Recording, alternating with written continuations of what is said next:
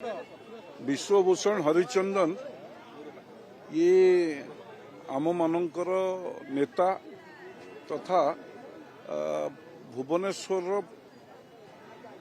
बासींकर लगातार भाव 15 वर्ष धरी प्रतिनिधित्व करिसेंती। आम मानंकु राजनीति रे स्वच्छता एवं राजनीतिर लढ़ुआ पणिया तांकोठु आमे शिखिछु। आज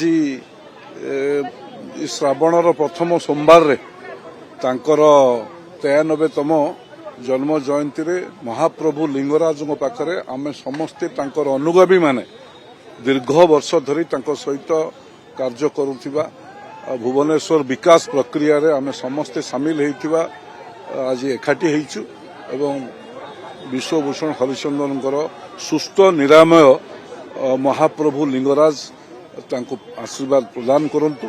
से आम सहित सेमती थांतु।